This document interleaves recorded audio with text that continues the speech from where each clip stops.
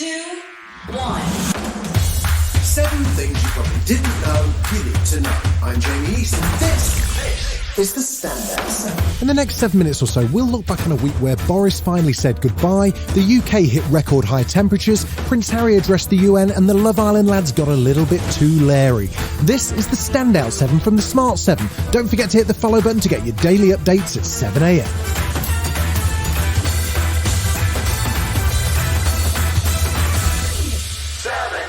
This week saw the Met Office issue its first ever red alert for extreme heat in the UK and forecast that temperatures were likely to exceed 40 degrees Celsius during the week.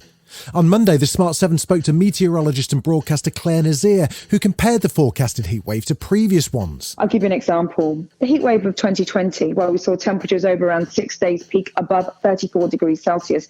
Over 2,500 people lost their lives. Due to the heat, which hit highs of 38.1 degrees on Monday, the RAF had to close Breeze Norton and Luton Airport had to suspend operations because their runways were melting. London Mayor Sadiq Khan said nothing about this is normal. This is not normal temperatures for a summer in our city and our country. Records are going to be broken this year. 40 degrees is not normal. It's one of the consequences, by the way, of climate change. On Tuesday, as temperatures soared to the highest ever recorded in the UK, a whopping 40.3 degrees Celsius, a major incident was declared in London because of the sheer pressure the heatwave brought, and several huge grassland and house fires broke out across the UK.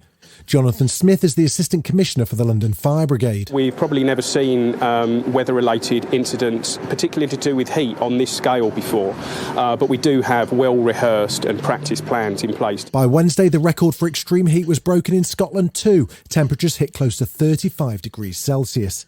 Ed Miliband, the Shadow Climate and Net Zero Secretary, had this warning if more isn't done to address the climate crisis. This feels unusual at the moment, but it is increasingly going to become the new normal. That's what all the scientists are telling us. The planet is warmer than it's been for 125,000 years.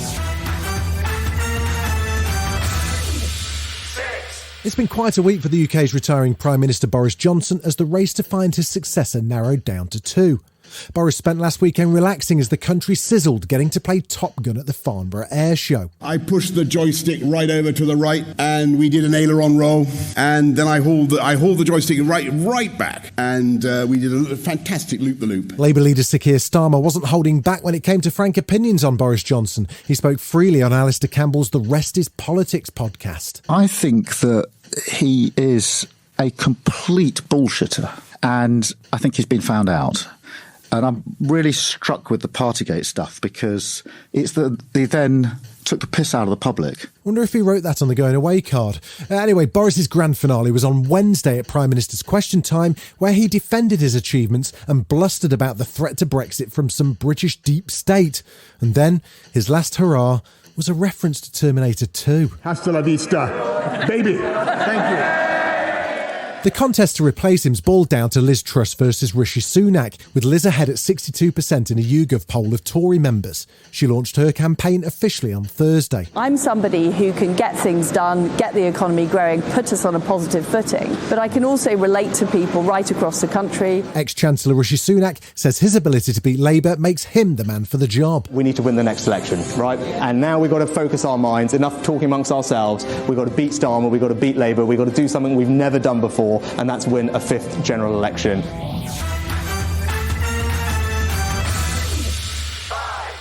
As Ukraine's President Zelensky continues to clean up his security services with the deputy director the latest to lose his job, Russia's President Vladimir Putin made his first trip outside of the country since the war started. He headed to Tehran for meetings with his Iranian and Turkish counterparts, hoping to deepen ties with grain exports, Syria and the Ukraine conflict on the agenda. Both Tehran and Moscow face severe US sanctions, which Putin has described as a declaration of economic war. He seemed happy to see friendly faces, even posing for an awkward three-person selfie with Ayatollah Khamenei and Turkish President Erdogan.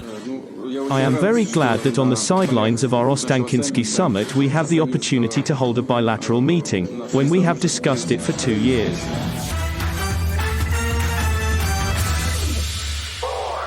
Thursday was a busy day in the United States. First, President Joe Biden tested positive for COVID-19, with only minor symptoms so far. Then Donald Trump's former right-hand man, Steve Bannon, was found guilty of contempt of Congress for his refusal to testify to the January the 6th committee. That could see him spending time in jail. The committee themselves held a primetime hearing which focused entirely on the activities of President Trump on January the 6th.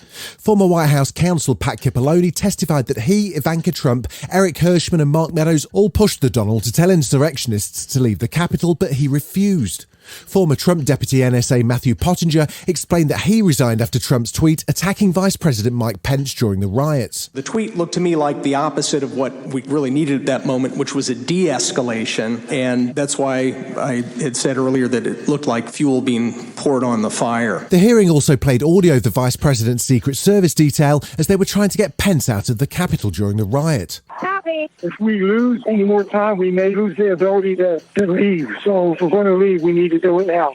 And the hearings also heard from Trump himself in outtakes from a speech he made the day after. But this election is now over. Congress has certified the results. I don't want to say the election's over. I just want to say Congress has certified the results without saying the election's over, okay?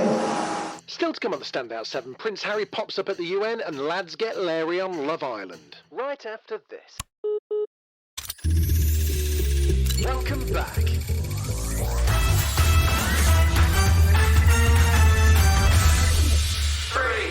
Monday marked Nelson Mandela Day worldwide as a tribute to the South African leader and Nobel Peace Prize winner. The UN held a special event to mark the day which featured a keynote speech by Prince Harry. He becomes only the second member of the royal family after his nan to address the assembly and spoke about the meeting between his mother, Princess Diana, and Mandela back in '97.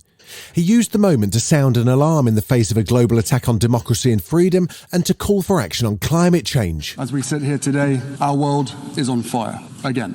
And these historic weather events are no longer historic. More and more, they are part of our daily lives. And this crisis will only grow worse unless our leaders lead.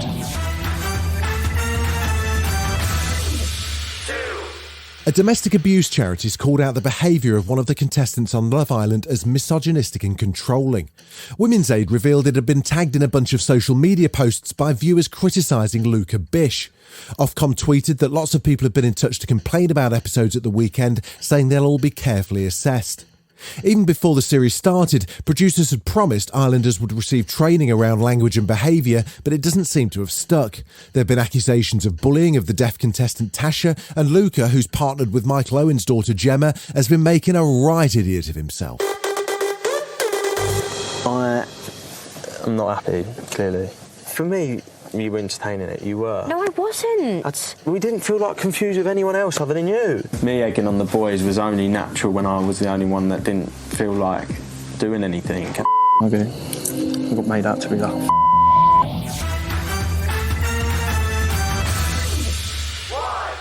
House of the Dragon's coming, much to the delight of Game of Thrones lovers who can head back to Westeros when the series premieres in the UK on Sky Atlantic on August the 22nd. Men would sooner put the realm to the torch than see a woman ascend the Iron Throne. In a new behind-the-scenes teaser, Game of Thrones author George R.R. Martin says there's always a little suspense about how good it's going to be, after he handed the creative reins to Ryan J. Condal and Miguel Sapochnik as exec producers. I'm excited.